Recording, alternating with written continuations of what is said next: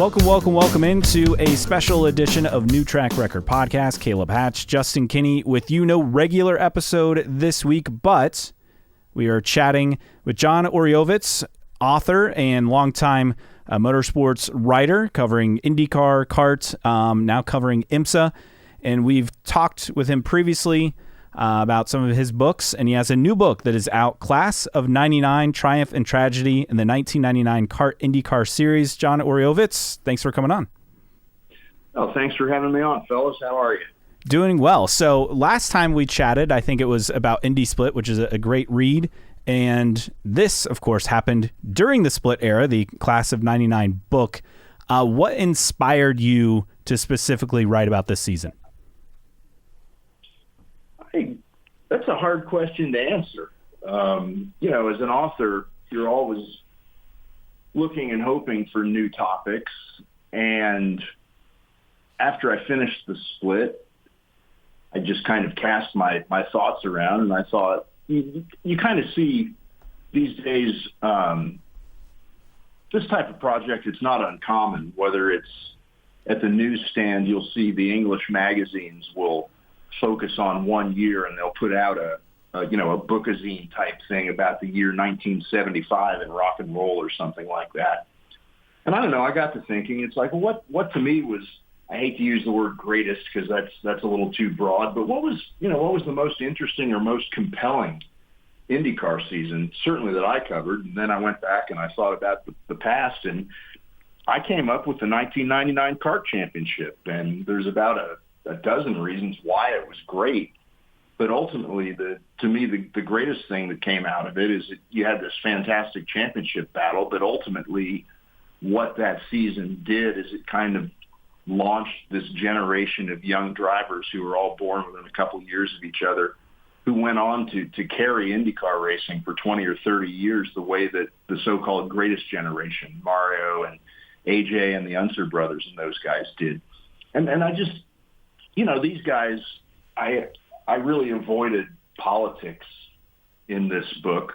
The politics is probably the biggest reason why these guys didn't get their due, but these guys, Montoya, Franchitti, Castroneves, Kanaan, and by extension, Greg Moore, because he was definitely, part of, if not the ringleader of that group.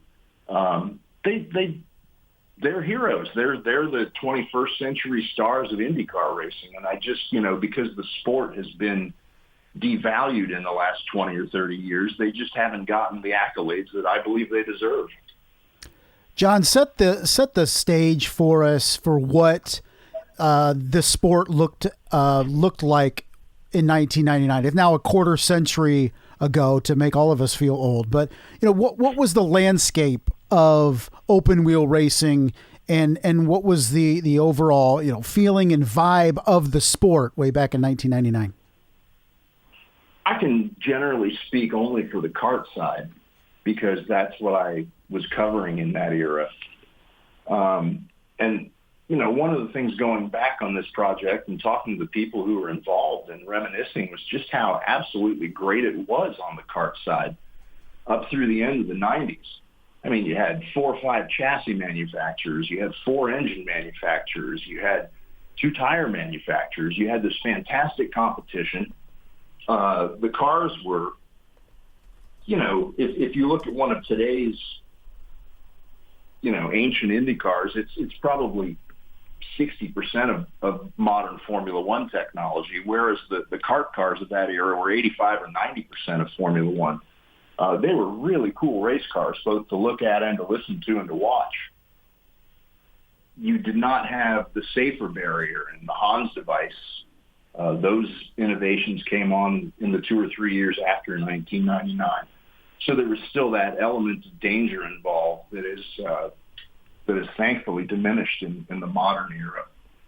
And as a result of that, one of the things that came out of 99 was there was some tragedy. 2 guys got killed.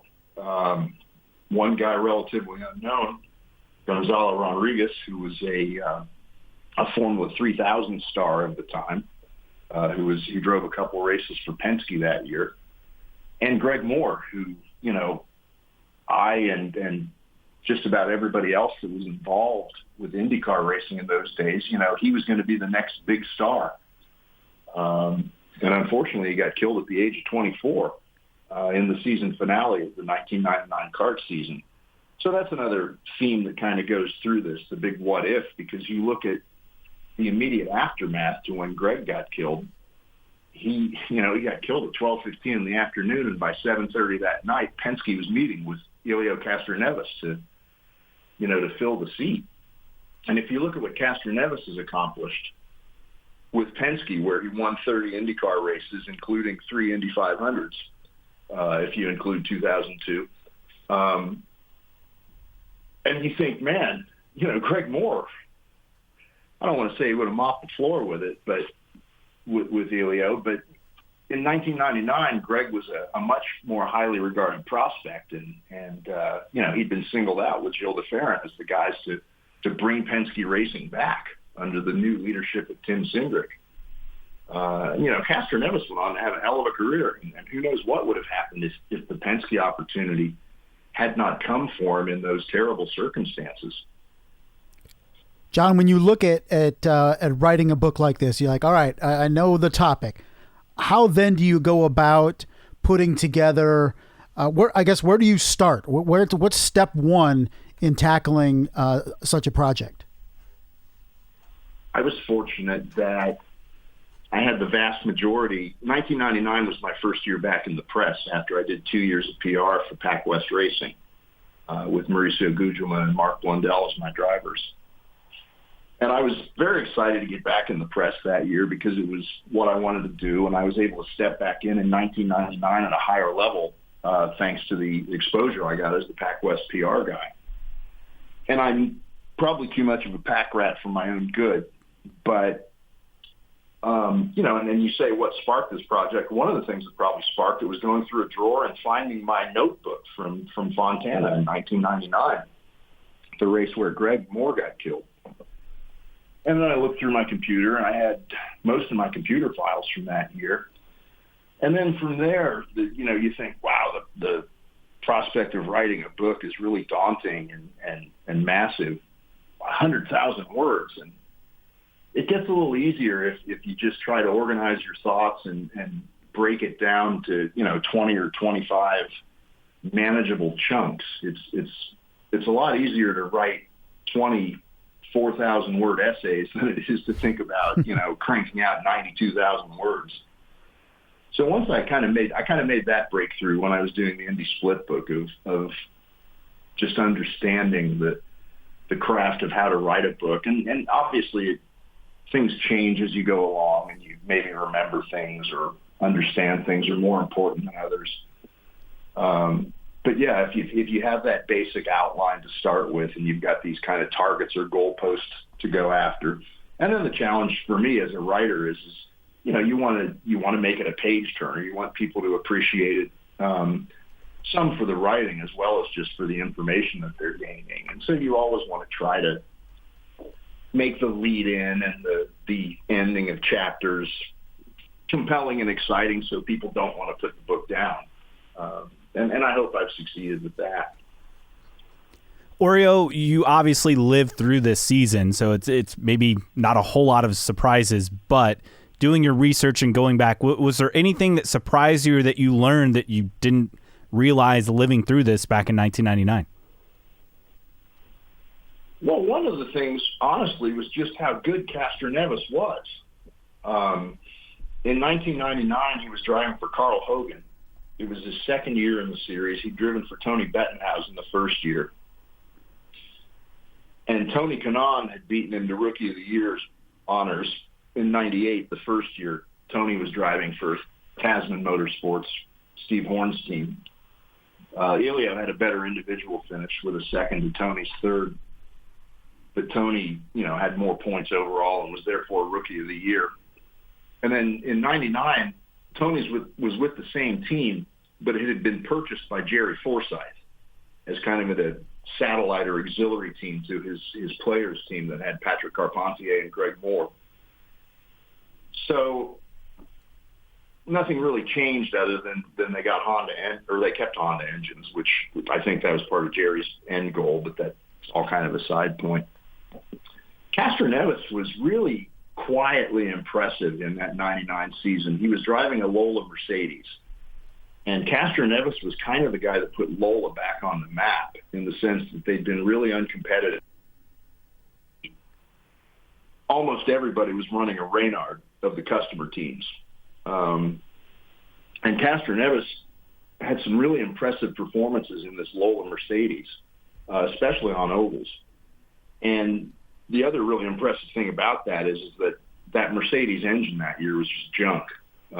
Greg Moore was the only guy that ever won races with the 1998 and 99 Mercedes engine. And, Castroneves' example, he lost 6 engines alone in the Vancouver weekend. And, there was a lot of jokes about the Toyota engine program of that era, but the Mercedes engine and Ilmore program was every bit as much in disarray. And it speaks volumes that Roger Penske, a co-owner and originator of that program, switched to Honda the next year. He had so little faith in that engine program. So what Castroneves did, he didn't score a lot of points. He was on pole at Milwaukee, and he had some really good runs at Nazareth. That was a really good race that year with Castroneves and Montoya passing each other a couple times, despite the fact that they had the low downforce wings that year. So, yeah, that was one of the things going back. And then the other funny thing is that at the end of the year, they had the banquet, the victory celebration or whatever, the day after the race at the Century Plaza Hotel in Los Angeles. And CART had invested really massively in a fancy website that year run by a company called Quokka Sports out of California. And this thing was way ahead of its time. They had all kinds of live streaming and telemetry and things like that. And they live streamed the banquet. And this is in 1999. and think about that. A 3 or 4 hour live stream in 1999. Nobody had the technology to watch it. I was going to say, did anybody have bandwidth back then to watch it? Yeah, I mean, seriously. Maybe you could go to Microsoft and if you worked there. But they had Larry Henry, who was the Detroit radio personality and an announcer back in the day. Larry Henry and I were dressed up in tuxedos hosting this live coverage of the 1999 CART banquet. And here's this event that was streamed in 1999. It's not out there on the internet anymore, but I've got 3 VHS tapes that I had to, scramble to, eventually have digitized. I went to thrift shops and pawn shops and Amazon, and I couldn't find a VCR. We've talked so much about this season and what started and what ended in this season, unfortunately, with the passing of 2 drivers. But you also look at change, and this was Al Jr.'s last season on the grid. It was, I believe, the first year after Bobby Rahal retired. And then you mentioned Mercedes-Benz. This was it, or I think they were done after 2000. So, one of the many subplots on this year was Bruce McCaw's efforts to keep the Mercedes program afloat because he kind of got the feeling that if the Pac West was kind of getting the blame for a lot of the lack of performance that the engine was causing. So McCaw was trying to form what eventually became Monon Racing, and they had actually thought they were going to have Castroneves for 2000, and Penske kind of stole Elio out from under them at the 11th hour, and they ended up having Tony Kanaan the following year instead. It's just amazing the amount of plots and subplots, and the deeper you go into the field, the more there are. There's new drivers, right? There's drivers passing. There's eras of drivers. Al Unser on the grid after 1999. So much to really digest, and I can imagine this is going to be a great read because of all that. Yeah, I mean, I tried to do little things like give a little bit of history behind each race and provide some context to what was going on. But like I said, really avoiding politics, because this isn't a story about politics. This is a story about a tremendous championship that was fought out between some rising stars. And the other key theme that came through it was Greg Moore was kind of the ringleader of these young guys. He and Frank Eady became instant best friends, and he and Max Pappas and Tony Kanaan and those guys, they enjoyed hanging out at the track in their motorhomes, and it was the kind of friendship and camaraderie that the outgoing generation, that the A.J. Foyts and such didn't understand and didn't really appreciate. These guys backslapping each other and being best friends. They thought that, enemies on the track, enemies in the paddock. And what Greg did was he really created a spirit of friendship and camaraderie. And as Dario and everybody else said, trust me, we raced each other harder on the track than we probably did anybody else. So there was no letting up on a guy just because we like to have a beer and a barbecue in the paddock. And that is, that's what Greg leaves. He's the comparison, the easiest comparison of Greg Moore to me is to make a Formula One comparison with Gilles Villeneuve, who won only 6 Formula One races. Greg won 5 IndyCar races. But, people still talk about Gilles Villeneuve to this day. I mean, they revere the guy. And I believe that, certainly among IndyCar cognoscenti of that era is certainly those who are loyal or on the CART side. Greg Moore has the same type of legacy of an all-time great, even if the record book doesn't show it. Oreo, we look at this era of CART 96 to really 2001, as you detailed in Indy Split. It wasn't just the Texas race where the wheels came off for CART. It was kind of building to that point behind the scenes. But you look at this 99 season, not just on track, as you talked about being kind of the greatest season, but you have 2 tire manufacturers still, Goodyear's hanging on, 4 OEMs with Mercedes still hanging on. You mentioned all the chassis manufacturers. You run through the sponsors and the team names. I mean, it's very iconic for people, our age 35 plus in terms of the sponsors. Was this perhaps the peak CART era? I mean, the fact that 6 engines blown on one weekend was just kind of something to laugh at. That's unbelievable to me. My anecdotal feeling is that the absolute peak was 93, just because of the Nigel Mansell factor and just the huge gains they made that year, especially in worldwide attention. And it was that that allowed it to grow as much as it did worldwide through the end of the 90s. The Mansell thing, and I was reminded of it at Road Atlanta for Petit Le Mans this last weekend, where there's 2-mile backups to get in and out of the track, which is it's really aggravating as a fan or a worker trying to get in and out, but it's a great thing for IMSA because it shows the popularity of what's going on there. And that's the only thing that I could compare it to was the Mansell years in CART at places like Laguna Seca and Road America. And probably I'd also throw in there the early 2000s NASCAR boom, where you had to get a helicopter to get in and out of Bristol if you wanted to do it in a timely manner. But everything was still really, really strong through the end of the 90s. The attendance started to slip a little bit in 98 and 99, starting on the ovals, and I think that was a knock-on effect from the way the IRL was devaluing the oval racing of that time. It was just still big, and when Greg got killed, to me it was very symbolic. I mean, I literally think you can trace the whole upswing of IndyCar racing to October 31st, 1999, and then the downside started right there and then. And I call it the day the music died, because I don't think anybody who was involved, certainly from the CART side, I don't think their heart was in it after that. It's hard to overemphasize what a crushing blow it was to have this charismatic 24-year-old kid killed in just this grisly accident. It really crushed the soul of the whole community, and honestly, in a lot of ways, I don't think they ever recovered from it. John, when you look at that season, and that's a good segue into my question about Greg Moore and the tragedy of his passing, did it almost pull this paddock together over time? I mean, did it make them tighter over the decades since because of Greg Moore's passing?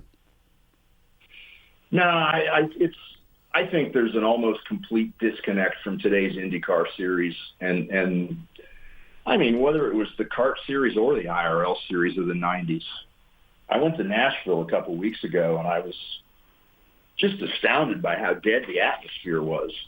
And some of that's just the oval track aspect and the fact that there's really nothing going on if there aren't cars on track. And if you're not fascinated and interested in watching practice or qualifying, there's still no appeal. It was so vibrant, and everybody that was there now, when we talk about it, they're like, we sound like Abe Simpson yelling at the clouds, but these kids that are out there and they think seeing 20,000 people at Milwaukee is great or whatever. They have no idea what it is like when it's really great. When there is genuine competition, the spirit of competition that racing was built upon, and you're not out there in some 15-year-old spec cars, putting on the facade of an IndyCar race. It's just going back and looking at it in forensic detail. It just kind of reinforced how great it all once was and how, thin the veneer of greatness on the current IndyCar scene is. For sure. Hopefully that timeline doesn't get pushed back anymore on a new car, something we've kind of talked about. It's just embarrassing. At length. A sport that prides itself on, speed and technology and innovation. To be in this position is just unacceptable. For sure. And it's surprising because you go back to your Indy Split book and with Roger Penske, buying the Speedway and the series and the hope that we saw from that. And now 5 years later, it just kind of feels like things are stuck in neutral outside of the Fox TV deal. Back to back in the day, Penske go ahead. Was the guy that had to have his own new car every year, and he had the advantage, and he had to be able to do his own thing. And he was now he's the big flag waver for just making it cheap and boring. It's something we talk about from time to time on here, being like, it's interesting because they got him and Chip have their own little club where you can pretty much root out the competition because they have all the resources and there's no change. The irony of Penske owning it all now and not understanding that the problems that they face are the ones that he formed CART for to change in 1978 is just astounding. For sure. Back to this season, and it was a great title race. It ended in a tie between Juan Pablo Montoya and Dario Franchitti. Younger guys in the sport. Montoya obviously burst onto the scene. Franchitti as well started strong. This is his third season.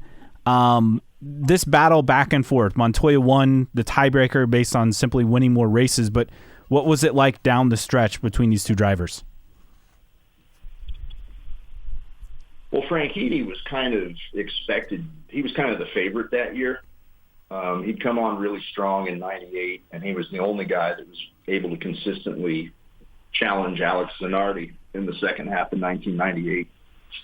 And Franchitti's season got off to a kind of a slow start in 99. He didn't win a race until Toronto in July.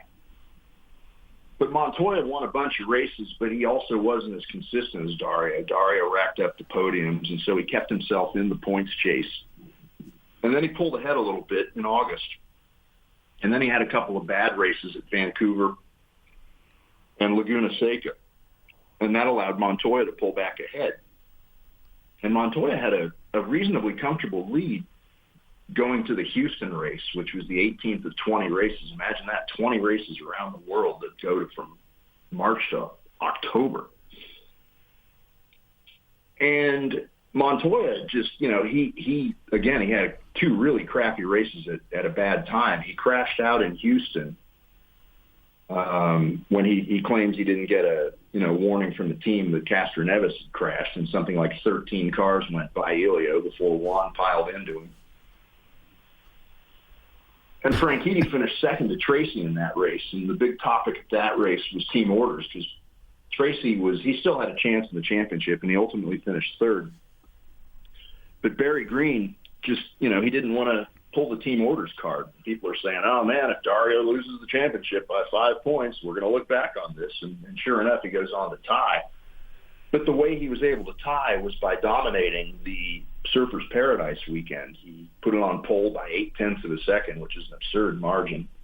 And he's pissed to this day that he can't find an onboard lap of it, because people always talk about Montoya's qualifying lap at Detroit that year. And Montoya crashed out again. This time he'd gone from 6th to 2nd, and we thought, all right, here we go. We're going to have a race between these two. But Juan crashed out, which was kind of unexpected. So Franchitti retook the lead going to the finale at California Speedway at Fontana. And then he ended up having a bad race there. They had a problem with one of the early pit stops, which they weren't able to recover from. And championships are not won or lost in one moment or at one race or whatever. But there's when you have a bad pit stop and lose the championship by a close margin in the last race, it tends to get a lot of focus. And interestingly enough, the guy that was the tire changer on that is Dave Popolars, who's now the restoration chief over at the Speedway Museum. And Poppy was, like everybody, he was great in talking about this stuff and just being really candid and honest and about what they remembered and their thoughts and regrets and everything.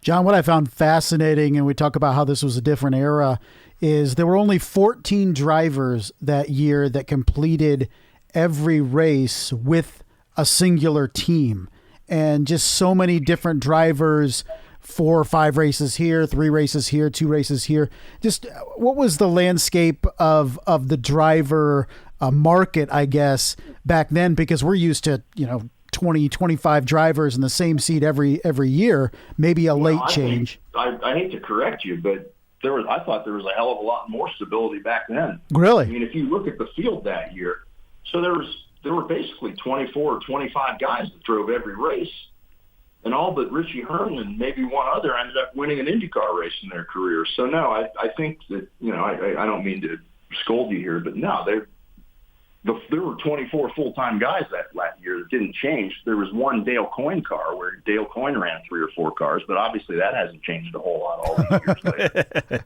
So more stability, you feel, back then. There were a couple of injuries, and Penske was in disarray that year. He ran only 1 car for Al Jr., and 2 of these multiple drivers, actually 3 or 4 of them you're talking about, are Penske. It's not some, fly-by-night team. Penske ran Gonzalo Rodriguez. He ran Tarso Marquez. He ran Alex Barron. It was a revolving door in that second car, and they didn't run it at every race either. So, oddly enough, it's not the fluky teams that you're thinking of that were doing these multiple drivers. It was the Marlboro Team Penske's of the world. Take us back to 99 with Penske, and just I can't imagine what was going on. We saw the chaos that was 2025 in Penske, but it doesn't seem to rival what was going on in 1999. Well, they had a fantastic chassis that came out in 1998, and the chassis got blamed for all the problems. And the problems were mainly Goodyear tires and Mercedes engine and a fading and demotivated Al Unser Jr. Essentially, they got a bad read on what was going on there, and a lot of it was driven by Penske's loyalty to Goodyear. Goodyear won 1 race in 1999. And 2, I think, in 1998. They were getting their asses kicked by Firestone. They pulled out at the end of 99. And that was to a huge detriment to Penske Racing, to Newman Haas Racing. Newman Haas switched to Firestone 3 weeks before the start of the 99 season. And anybody else, Walker was, I think, the last team that was running Goodyears. And Gilles de Ferran was the only guy that won a race that year on Goodyear tires.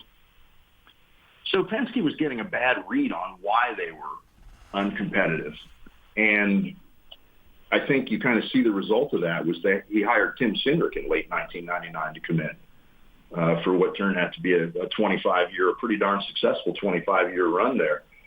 And Cindric, they talk about, I remember in 2000, 2001, people would be like, oh, the renaissance of Marlboro Team Penske. Well, they did what everybody else did. They switched to Reynard Honda on Firestone, and when you take the package that was working for everybody else and you add Penske's preparation and execution to it, and I'll tell you what, by the end of 2001, those Penske Reynards had little or no resemblance to a stock Reynard. They essentially put the PC-27's aero onto the basic Reynard package. So yeah, Penske's problems were mainly of their own making, I would say. They fired their best driver, Paul Tracy, at the end of 1997. They had Andre Ribeiro and Unser in 98 with this uncompetitive package, and Ribeiro retired at the end of 98, even though he was only like 31 or 32 years old, to go into business back home at Brazil.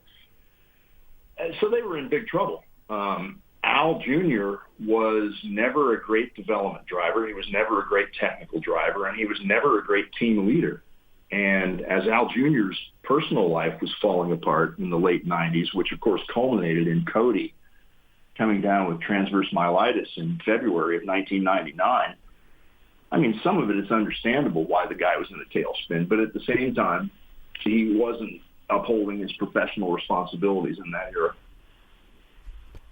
John, one last question for me. You mentioned, sticking to this book and avoiding politics, which is almost completely opposite of what you had to tackle for Indy Split.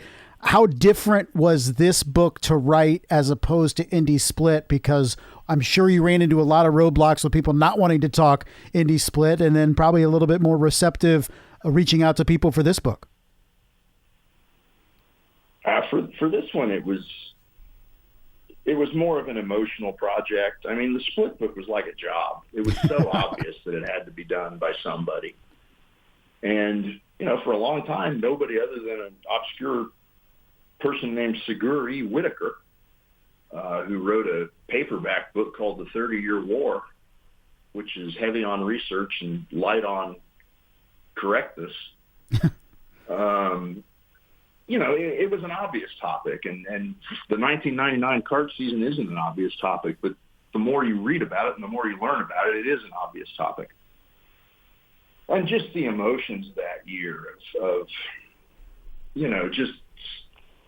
just loving the cars and the races and the atmosphere and everything. They've been unable to recapture that, and the emotions that came back. I mean, obviously the main one is the sadness of losing Gonzalo and of losing Greg, but ultimately this is an uplifting book because it's about friendship and it's about positivity. And even though the focal point is this, really tragic event, the spirit of the guy that got killed, it lives on, whether it's through Dario Franchitti or James Hinchcliffe or just about anybody that was familiar with Greg. He inspired people. John, before we let you go, this book, I'm pretty excited to check it out on my Christmas list already. Hey, me too. Where can people get the book? Well, the easiest place is at octanepress.com. They're actually running a special. It's basically a 2-for-1. Buy a copy of Class of '99, and you basically get a copy of Indy Split for free. So if you are shopping for Class of '99 and you want to give a copy of the Split book to somebody who might appreciate learning one view of how it all happened, there's that. It is available through Amazon. You can reach out to me on social media, and I'll happily take your money and send you an autographed copy, and I'll make more money doing that. So I'm pretty easy to find if you can spell my name. So true. John Oreovicz, thanks so much for coming on. Enjoyed talking about this. Looking forward to the book and looking back at one of the great eras of IndyCar racing. You guys do a great job on your podcast. So Thank you. It's a pleasure to chat with you. Thank you. We appreciate it. Thanks, John. Thanks to John Oreovicz for joining us. Wrapping up this special episode, we'll be back with a regular episode covering the latest and greatest in IndyCar news next week. As always, don't forget you can find us on social media.